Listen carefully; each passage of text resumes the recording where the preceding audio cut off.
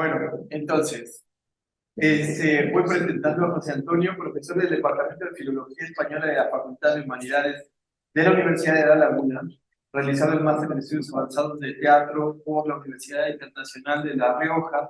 Pertenece a distintos institutos de investigación, como el Instituto de Estudios Medievales y Renacentistas, el Instituto de Estudios de la Mujer, el Instituto de Estudios Canarios, y es el investigador principal del Grupo de Investigación Palimpsestos. Además, es miembro del Grupo de Investigación Interdisciplinar de Estudios decoloniales. En la actualidad está como investigadora a tiempo completo en el proyecto Memorias de las Masculinidades Disidentes en España y Hispanoamérica. Gran parte de su trabajo académico se desenvuelve en torno a dos temas, pero interrelacionados por la mirada sobre las subjetividades sexogenéticas en la historia, especialmente en el periodo medieval y de la primera modernidad. En la actualidad coordina en el TEA el programa sobre transmigraciones y sexilios de transfronteras, cuerpos trans y contraarchivo de las relaciones globales, herramientas queer ante las experiencias del sexilio. Título de la ponencia: homosociabilidad lectora en el primer trimestre. Pues, gracias. Adelante. Así que, out. Bueno, les cuento, tiene que ver fundamentalmente con la palabra memoria.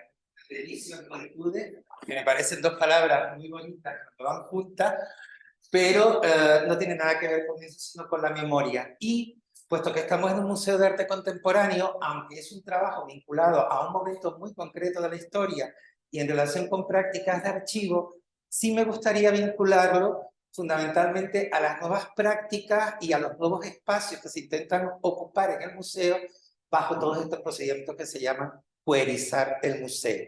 Y quiero relacionar algunas de las cuestiones precisamente con esto.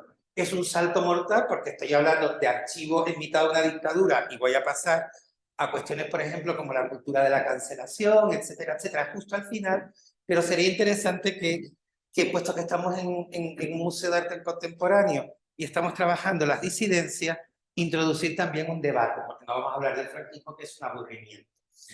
Bueno, en primer lugar, cuando utilizamos la palabra homosociabilidad, inmediatamente se nos viene a la mente, por supuesto, el concepto de If Kosofsky Sedgwick, de Between Men, acerca de cómo relatar las relaciones disidentes sexoafectivas que se daban en los periodos en los que no existía la palabra homosexual, o el concepto estaba diluido, o eran prácticas que en realidad se alejan mucho de lo que llamamos ahora lo LGTBIQ+.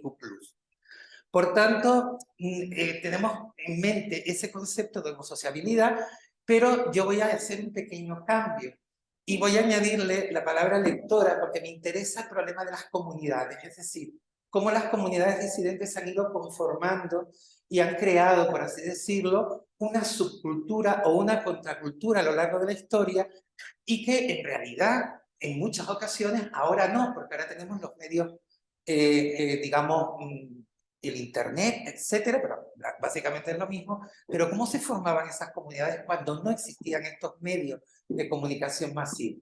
Entonces, la homosociabilidad lectora lo voy a plantear de manera muy sencilla y rápida para poder llegar a donde quiero llegar.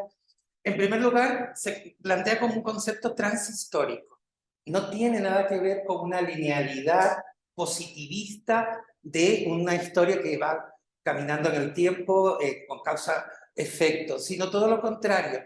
Afortunadamente las tradiciones, ustedes lo han visto en cualquier libro que hable de la historia gay, de repente, o lesbiana, mucho menos trans, desafortunadamente, que de repente empiezan a mezclarse sin ton ni son, sencillamente por la cronología, y se empiezan a igualar prácticas históricas en las que está Safo, en la antigüedad clásica, con Sor Juana, cuando se habla de la virreina, o con Cruz en pleno siglo, en principios del siglo XX, ¿no?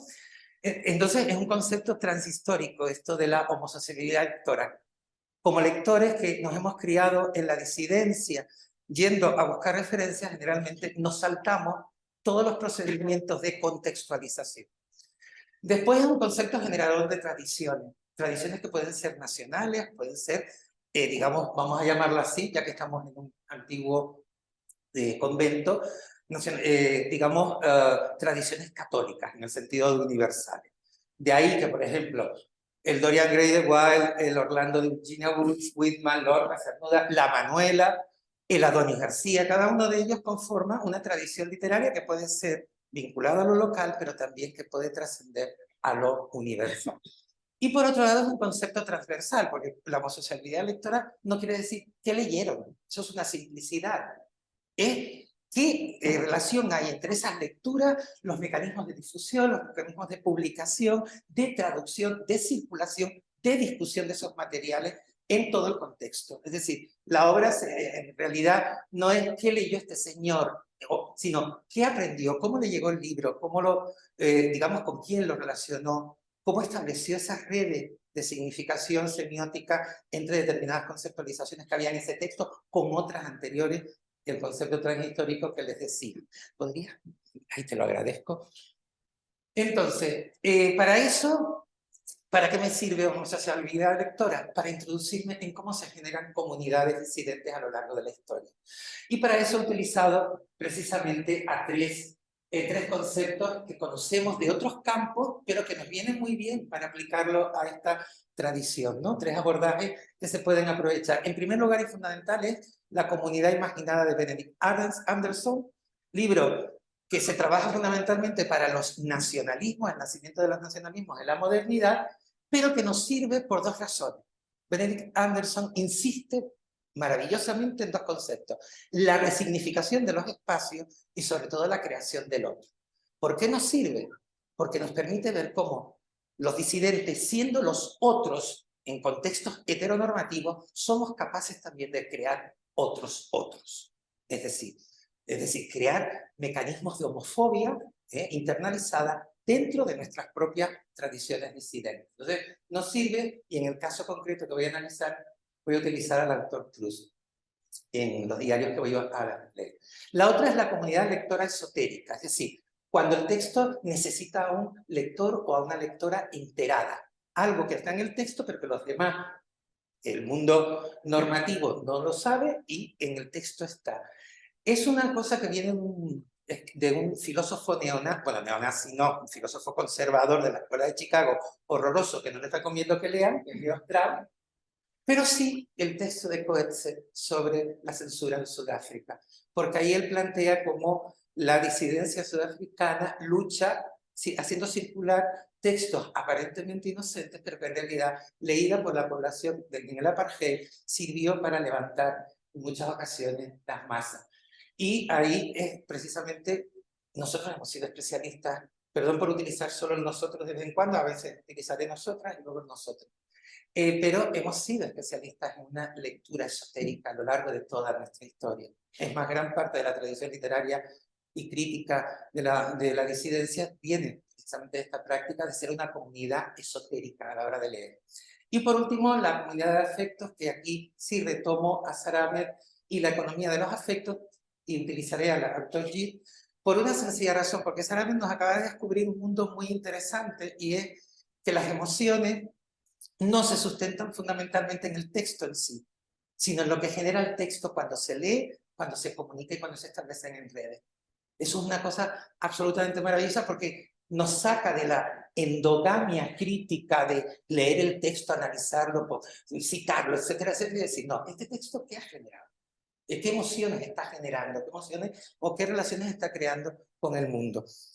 Y voy rápido porque yo me conozco y no voy a respetar los 30 minutos seguro. El grupo al que me voy a limitar, ahora nos vamos a la historia, esto era la parte teórica, pero ahora lo vamos a aplicar en un grupo muy concreto. Es un grupo que se llama Grupo Cántico de Córdoba, un grupo que funcionó fundamentalmente en el primer periodo del franquismo, hasta el año 50 y poco, justo antes de que entrara en vigor digamos, la reforma de la ley de vagos y maleantes contra los homosexuales. Un periodo un poco extraño ese primer franquismo, por supuesto. Es una dictadura en este periodo de corte fascista, no nacional católico, sino fascista, muy vinculada a Alemania y a Italia, etcétera, etcétera, y por tanto con una serie de imaginarios virilizados que no tienen nada que ver con el buen padre cristiano y mucho más con el atleta y el Adonis griego. Pero no me voy a meter por ahí porque si no, no acabamos. Bueno, aquí les pongo algunas características de ese grupo y sobre todo lo más importante. De ese grupo, sus 4 miembros principales, sus 4 poetas fundamentales, eran homosexuales. y además homosexuales con una vocación fundamentalmente pederástica. ¿De acuerdo? Entonces, en un contexto como la España de ese momento, la existencia de un grupo poético cuyo núcleo duro son 4 poetas que además se van transmitiendo una serie de enseñanzas sobre la práctica y la teoría homosexual, y además tenemos la documentación de cómo vivieron esos años, esa circunstancia de clandestinidad, es muy interesante. Hay varios diarios, yo les pondré fragmentos de Ricardo Molina, fundamentalmente les pondré de Juan Berniel, pero también de García Baena, y hay uno que hemos perdido, o no sabemos dónde está, que es el de Julio Aumente. Sabemos que estaba porque el diario va a ser fundamental, el diario va a ser lo que va a ser la piedra de toque de la propuesta final sobre el museo. Nada, yo se los cuento por encima. Si quieren, luego les doy el power, que esto es propiedad pública. Esto es la primera referencia que hay a un recuerdo de cómo funcionaron 30 años después, en los años 40, en el año 73, como uno de los principales poetas recuerda.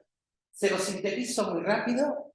Era, si tú lees esto en el año 73 y la gente se ha quedado en muchas ocasiones con esta imagen del grupo, era un grupo que era una excepción en Córdoba, porque era un grupo de gente exquisita, generalmente de clase alta, salvo Ricardo Molina, vinculado pues al canto gregoriano, a la religiosidad, iban a Semana Santa, componían autos sacramentales, estaban muy bien valorados porque eran unos estetas, eran los estetas de Córdoba, y si tú te quedas con esto, realmente lo que hacía era lo que haría cualquier grupo de adolescentes poetas, era irse de copa, intercambiarse poemas, etc. Esa es la imagen que tenemos, y me gustaría que se quedaran con que esta es la imagen que la historiografía literaria hispánica en general tiene de este grupo, porque cada vez que tocas el tema de que son poetas homosexuales y además pederásticos, ahí ya se apaga, porque no hay muy pocas referencias, salvo a partir de 2011 que se publica el diario del que les voy a hablar.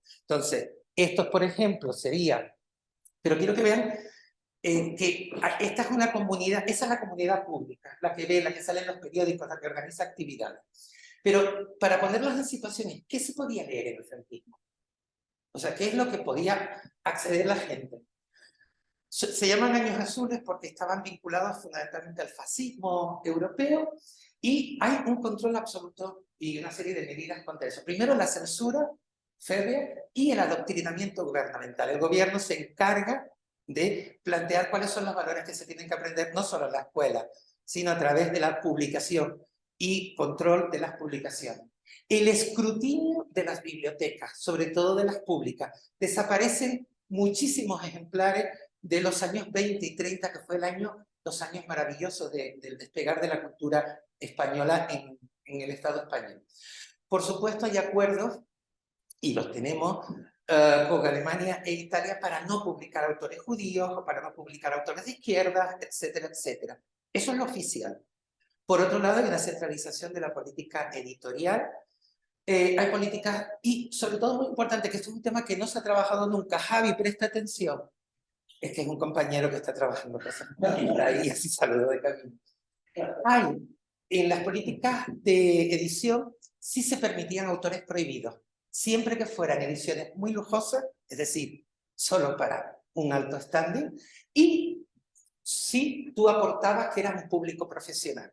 De ahí que a lo mejor algunos de los peores psicópatas que tuvo el Estado español en la persecución de homosexuales tuviera una cantidad de documentación que no circulaba, y la tenía precisamente porque la solicitaba en función de sus, digamos, valores profesionales. Y les pongo solo como ejemplo el caso Guay para que vean una de las cosas. El retrato de Dorian Gray circuló en España muy bien. ¿Y por qué? Porque se había hecho una edición en los años 20 con un prólogo moralizante diciendo qué significaba aquello, que aquello era un castigo. Esa es la que circuló, y circuló otra ya elaborada en una traducción en el franquismo, que se hacía una traducción moralizante. Cada vez que alguno de los personajes decía amor, se cambiaba por afecto, o por estima, o por... Y gracias a esos sistemas circuló, pero se eliminó cualquier tipo de posibilidad de referencia. Ahora, ¿cómo acceden a la literatura prohibida? ¿Cómo acceden estos poetas que, si vemos sus diarios, y están tocando autores que no podrían aparentemente circular? En primer lugar, el préstamo en condiciones de semiclandestinidad. Ahora veremos algunos de ellos. Especialmente los autores caídos en el exilio, Cernuda, aunque ellos tienen luego posibilidad de acceder a él, o los caídos en el bando republicano, como puede ser el caso de Lorca. Las bibliotecas privadas personales o, curiosamente, las sociedades recreativas y culturales. Ahí no entró el expurgo oficial y, por tanto, vemos a Juan Bernier consultando libros, además dice polvorosos volúmenes prohibidos, que nadie se había encargado, que estaban allí durmiendo el sueño de los justos y afortunadamente pues, pudieron verse porque quedaron fuera. Luego la compra directa al extranjero, sobre todo en Francia y Argentina. Muy importante el comercio con Argentina en el primer franquismo. Y luego las tertulias, recitales y las revistas literarias. Claro, ¿cuál queda? No, yo les pongo, ustedes me escuchan, van leyendo y así voy ahorrando tiempo. ¿Cuál es la imagen pública que da esta comunidad de poetas homosexuales pederásticos? Pues miren, lo que tienen ahí, una tertulia. ¿Qué es una tertulia normal allí? Bueno, asiste el subjefe provincial del movimiento para ver lo que se dice. Los catedráticos, profesores y sacerdotes, esta es la clase profesional cultural del momento. Y lo más divertido, leo unos capítulos de Historia de 3 días, son unos fragmentos del diario extremadamente eróticos. Lo que pasa es que Juan Bernier, al que me estoy refiriendo a toda esta cita, dice enmascarado. Y a pesar de estar enmascarado, utilizando, ya veremos, la estrategia fundamental de Albertini, de cambiar lo masculino por lo femenino, dice que gustan, pero parecen muy subidos de color. Incluso impostando la escritura, son muy subidos de color.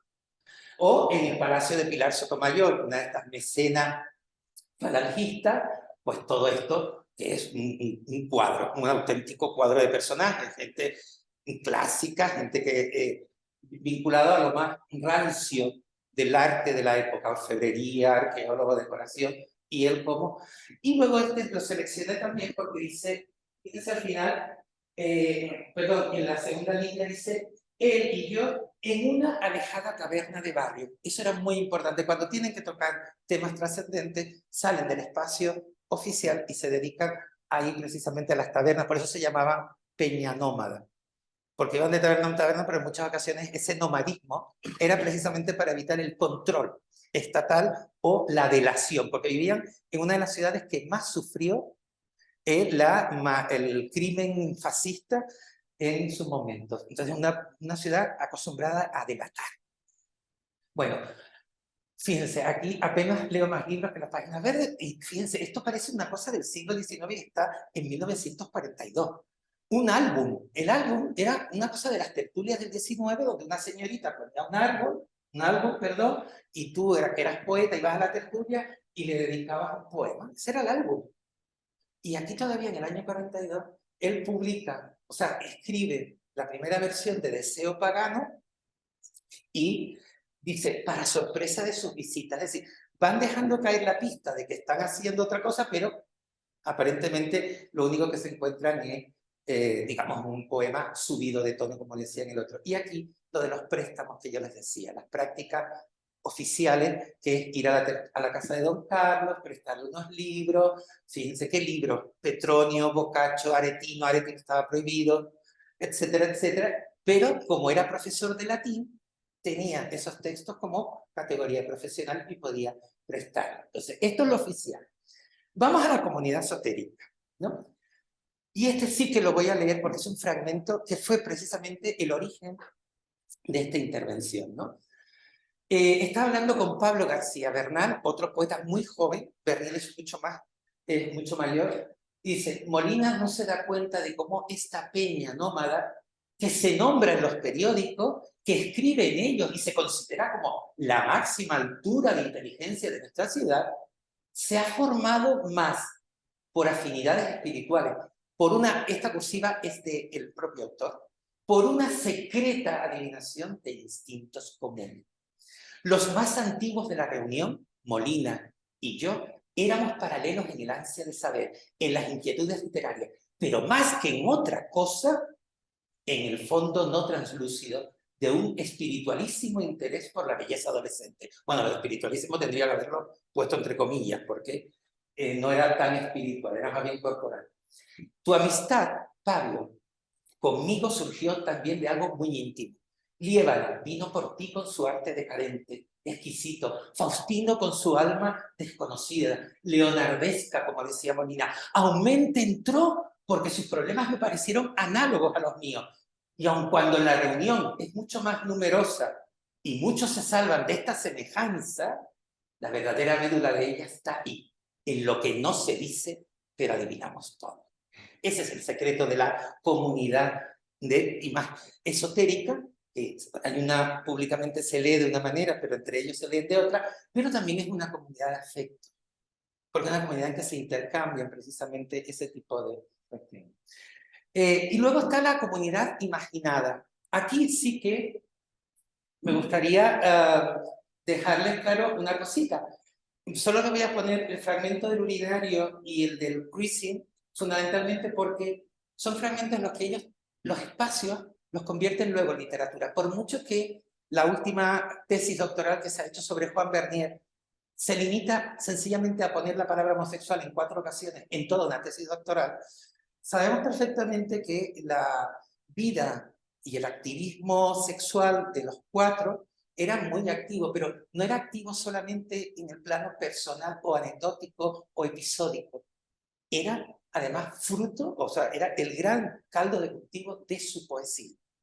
Gracias al diario que se publicó completo, sin ningún tipo de censura aparentemente, en el 2011, algunos de esos poemas solo cobran sentido si se establecen a partir de la relación con el urinario, donde él lo dice, quiere leer y diversificar estas manifestaciones antiortográficas y llamadas subjetivas placeres explícitos, porque el recinto octogonal era como una biblioteca de páginas abiertas cuyos grafitis renovados día a día tenían que ver con mi deseo. O cuando van de cruising, Bernier introduce en las prácticas del cruising a Molina y dice, Molina ha descubierto el saber misterioso y perverso de los jardines en la sombra guiado por mí. Y fíjense, su inspiración poética capta enseguida el contraste entre la pureza diurna de pasos infantiles, de tiernos e inocentes juegos, que Molina tiene una parte de naturaleza vinculada precisamente a este tipo de imágenes, y este nocturno bullir de figuras solitarias, de parejas en los bancos, de lujuria latente. Es muy importante reivindicar que la literatura, en este caso, es también una puerta de acceso a este tipo de estos se considerarían, claro, homotextos, son homotextualidades. Y ahora a los 3 autores, esto es cortito, a los 3 autores que conforman, digamos, los 3 principales y más citados en los 3 diarios o en los 3 textos. En primer lugar, Huysmans, autor de un libro que circuló en francés en España, titulado, aquí se ha traducido al castellano en muchas ocasiones como Al revés, pero en realidad era muy conocido con el título de Contranatura. A pesar de que no hay una relación directa o una explícita con la homosociabilidad o la homosexualidad, el héroe de Saint es un héroe que decide practicar el vicio como proyecto, como programa, como agenda y como agencia, y además un vicio exquisito separado de la multitud. Y uno de los episodios centrales es cuando coge a un chico de la calle, lo introduce en el mundo lujoso de los burdeles, etcétera, etcétera, para luego abandonarlo y que se busque la vida, como, digamos, criando el mal, entre comillas. El personaje es un libro bastante duro y, por ejemplo, Bernier está en un burdel y dice, está ansioso, rozando con sus manos el cuerpo desnudo de las mujeres, un niño de 15 años, y sus ojos le brillan mientras le desprecian su infantil jugueteo. Yo, como un decente, le hubiera llevado de la mano al vicio. Y eso lo hace en varias ocasiones. Él se autocualifica como este personaje de Huysmans. El de Proust es el más interesante y ese sí me gustaría porque ya empiezo a introducir el elemento queer, el elemento de cómo se están conformando determinadas. De Proust, en primer lugar, se utiliza la estrategia Albertine. Muchos de estos poemas circulan ante público no conocido, ante lectores ignorantes o no enterados. Circulan precisamente porque se feminizan los pronombres o se feminiza un poco.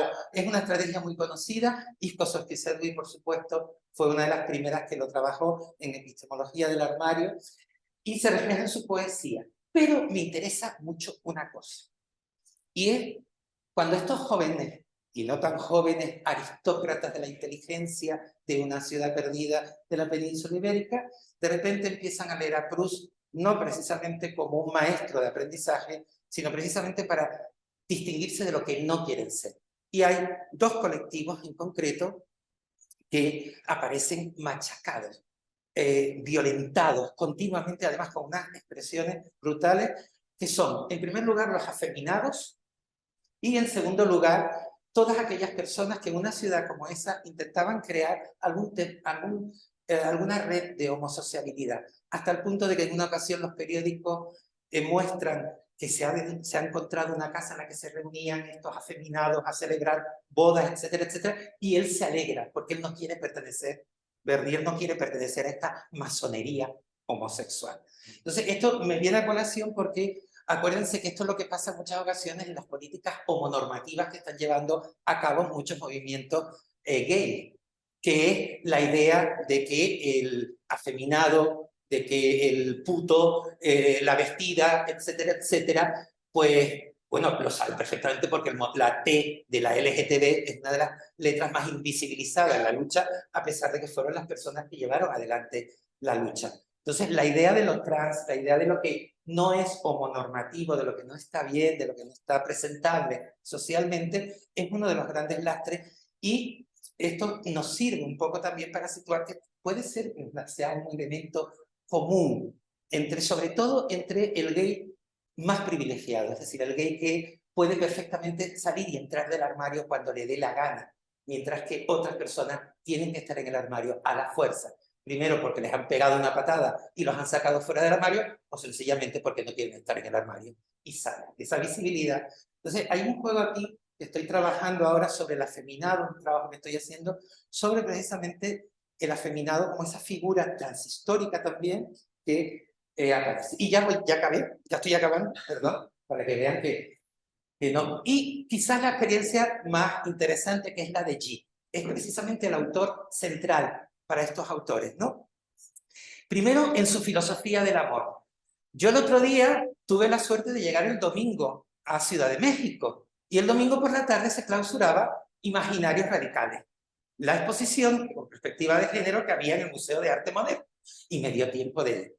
Bueno, tocó el coro gay, que a mí particularmente no me llamaba mucho la atención, y afortunadamente la exposición tenía cosas absolutamente grandiosas. Había cosas grandiosas y cosas normales y corrientes.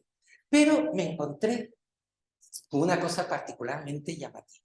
No tiene que ver con esto, sino con la siguiente y última diapositiva.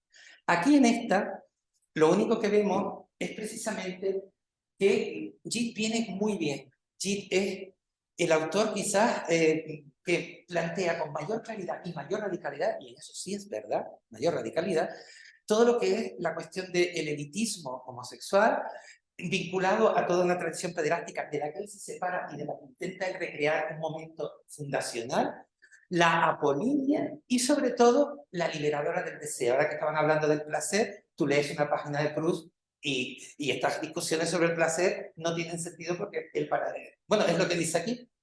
Mis mejores alegrías fueron los deseos satisfechos. Eso lo escribí allí. O sea, para él, el placer tiene que ver fundamentalmente con eso. Entonces, claro, esto por ejemplo es una nota manuscrita de Molina que se encontró dentro de su diario, una lectura radical de Gide, gracias al acompañamiento de Bernier, que sirvió como maestro de esto. Porque además el propio grupo reproduce los mecanismos de transmisión pederástica de maestro-discípulo. Bernier y Molina son los maestros y García Baena y Aumente son los, digamos, discípulos. Fíjense que Bernier se enamora de Pablo García Baena cuando tenía 9 años y luego logra por fin contactar con él en una biblioteca cuando tenía 14. Entonces, hay toda una serie de elementos que también habría que estudiar. Pero lo que me interesaba es el otro. Y ya, fíjate que te dejo de dar la lata y te doy las gracias. ¿Hasta qué punto? Y tiene que ver también con esto, y no quiero... aquí. Resulta que hay algo curioso. Para nosotros el diario es algo íntimo. Y sin embargo, todos los autores de estos 4 autores se leían sus diarios. Se leían sus diarios públicamente en la taberna, los discutían, o sea, el diario se convertía en un espacio, por supuesto, tiene que ver fundamentalmente con esa influencia de Gide, que hizo de su diario un elemento esencial de lo biográfico, un elemento esencial que ellos estaban imitando fundamentalmente a Gide. Por ejemplo, en el primer fragmento donde habla de los otros, es decir, los que no tienen acceso a sus páginas, o sea, se crea un espacio textual que es un espacio de cruising también, pero de cruising interno entre los autores. Pero, por ejemplo, aquí los excepcionales, cuando dice que el diario es una forma de salirse también de... Y fíjense hasta qué punto, para que ustedes vean que son diarios que se leen entre ellos, el diario Aumente, del que leo algunos trozos, hace revivir en mí la época de los 18 años, sometido al grupo secreto de influencias extrañas, en todo este lenguaje de esotérico que él intenta desvelar al público. Páginas hay una sinceridad que sabe a llanto, páginas que podrían ser escritas por mí, esta idea de afinidad, ¿no? O sea, que nos servía precisamente esa idea. Pero, claro, ellos se creían otros, pero como les decía con los afeminados y demás, ellos también habían creado a los otros dentro de los otros. Esa otra edad de Benedict Anderson. ¿Cuál ha sido mi sorpresa cuando en esta exposición que les citaba hace un momento, me encuentro, y no quiero fallar la memoria, me encuentro con una litografía de una impresión publicada en Choque, órgano de la causa de la revista de la Alianza de Trabajadores de las Artes Plásticas de 1934, de Jesús Guerrero Galván. La imagen es de Jesús y se titula Uno de los otros, uno de los nuestros. Entonces son confrontados, no lo pude traer porque la fotografía, y no quería estropear tampoco esto, pero tengo la foto de esa página impresa, se veía a un trabajador, digámoslo así, con un mono de trabajo, esforzándose, con una cara ahí de estar sufriendo, mientras compone un cuadro aparentemente de exaltación obrera. Y hay un libro junto a él que dice simplemente más. Y ese es uno de los nuestros. ¿Quiénes son los otros? En los otros aparece una persona con rasgos absolutamente afeminados, con las pestañas muy realzadas, vestido de manera elegante y exquisita, pintando una especie de bodegón muerto, con un bodegón, perdón, una naturaleza muerta, con un busto clásico de fondo. Ese es uno de los otros, ese es uno de los nuestros, pero curiosamente el libro que tiene ahí es Gide, Coridón, el Coridón de Gide. Es decir, en 1934 existen posibilidades de vincular esa influencia de Gide en toda esta población. Bueno, y ahora solo mi reflexión final, porque no sé si ha quedado claro, porque con las prisas y todo este jaleo, el despliegue a lo mejor ha sido muy ajetreado. Pero mi reflexión tiene que ver precisamente con la idea del diario, ¿no? ¿Hasta qué punto esto puede dejar de ser solamente una intervención en el que doy fe de lo que existe en el archivo y convertirse en la posibilidad de discutirlo en un museo de arte contemporáneo, ¿no? Pues tiene que ver precisamente con todos los debates que están surgiendo ahora mismo y que tienen como eje el egodocumento. Es decir, ya no es el egodocumento del diario, sino el egodocumento público a través de Twitter, a través de blogs, a través de Facebook, y que está conformando la discusión. Una discusión, por supuesto, que está muy llena de muchísimas interferencias, de muchísimas toxicidades y, sobre todo, una pérdida del sentido de comunidad. Eso es muy importante. La pérdida aquí, por supuesto, estoy hablando de los señores elitistas que no me caen nada simpáticos. Yo estaba con la mariquita a la que detuvieron seguramente. Yo hubiera estado seguramente con la mariquita a la que detuvieron en aquella casa. Yo sería seguramente un masón homosexual para estos autores. Y, por supuesto, no les apetecería para nada ver que su exquisitez de raro, que su extrañeza de excepcionales no son nada excepcionales, porque eso se lo daba su clase social, su potencial económico y la posibilidad de explotar cuerpos huérfanos de la guerra civil en la calle a cualquier hora del día. Eso es.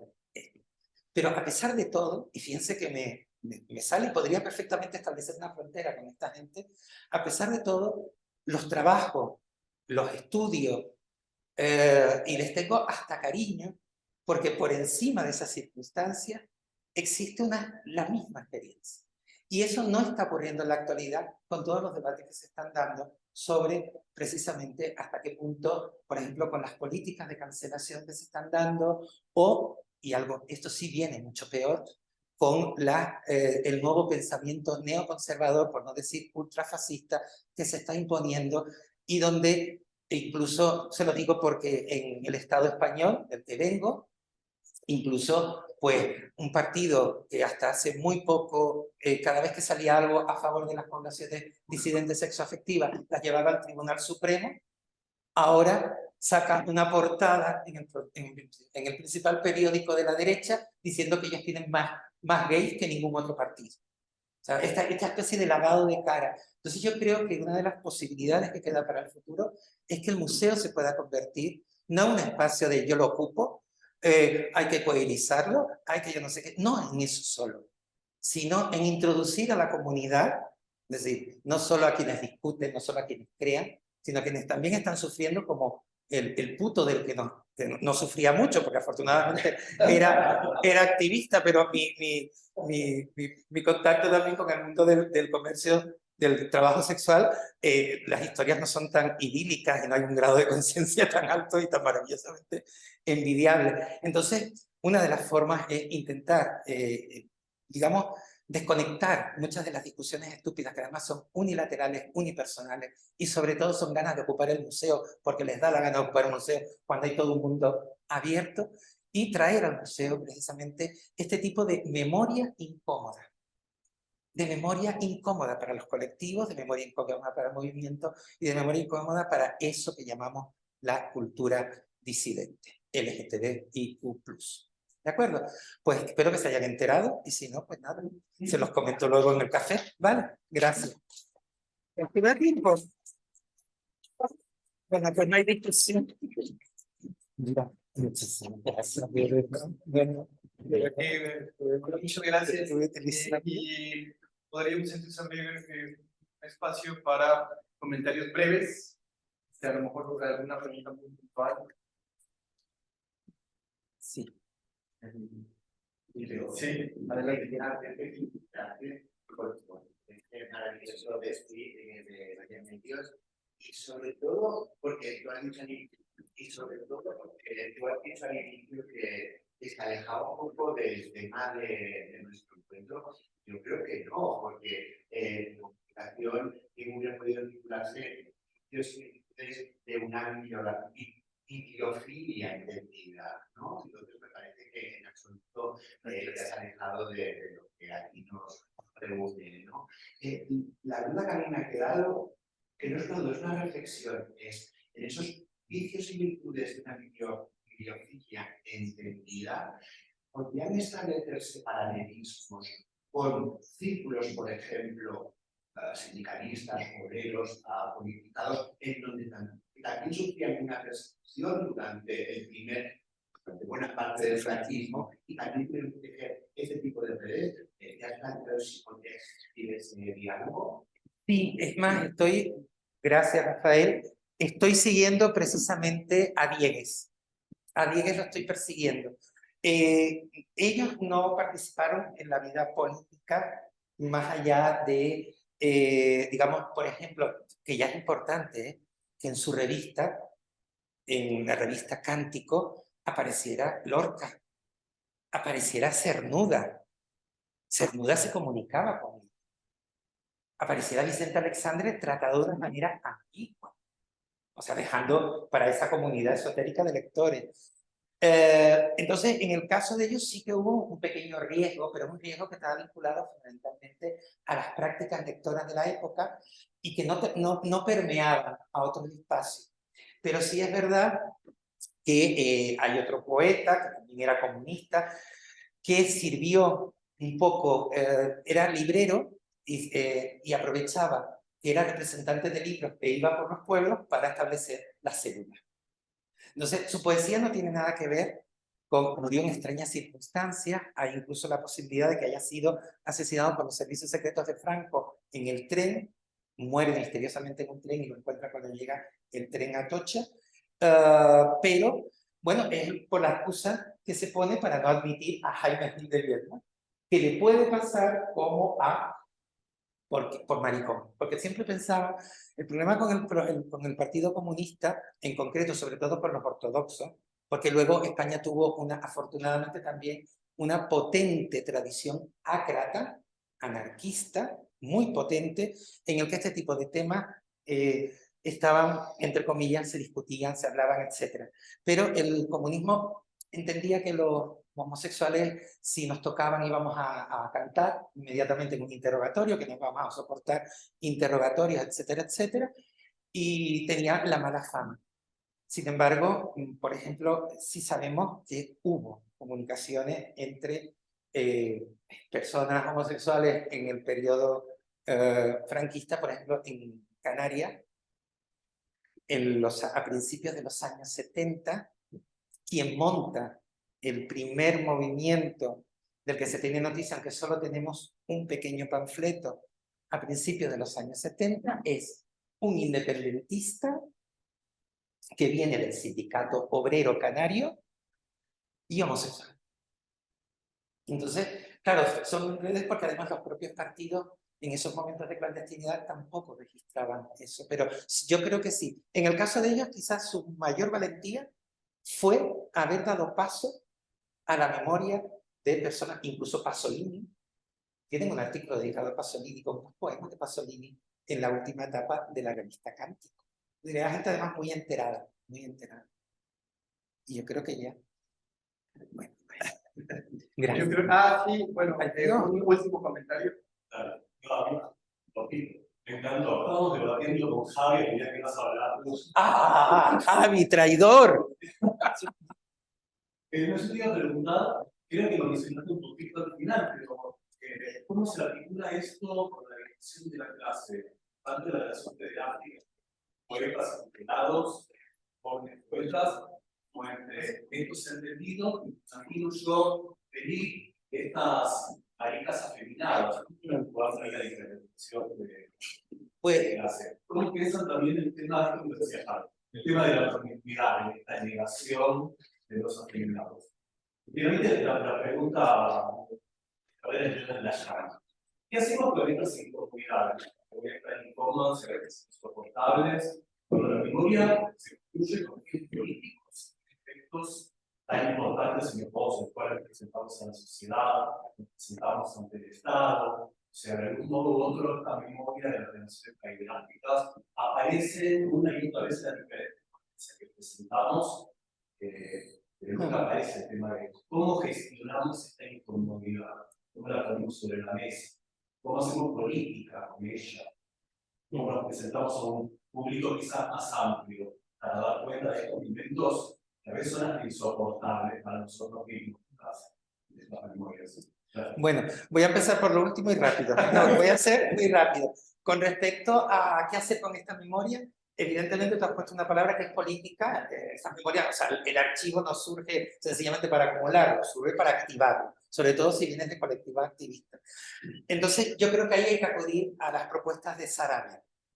Sarabia en un momento determinado dice, estos no son solo propuestas políticas, hay que empezar a reivindicar los afectos. Y en los afectos, como en la familia, hay historias incómodas. Claro que sí.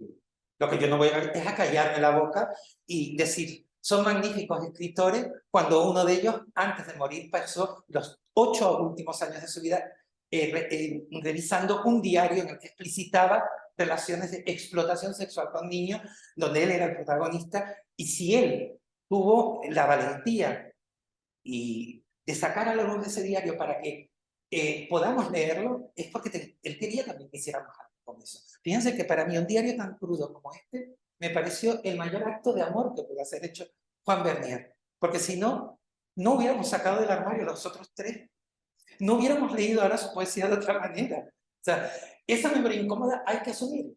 Y yo creo que el museo, la biblioteca, la universidad, la calle, es el espacio donde esa memoria histórica e incómoda tiene que estar. Las épicas ya tienen.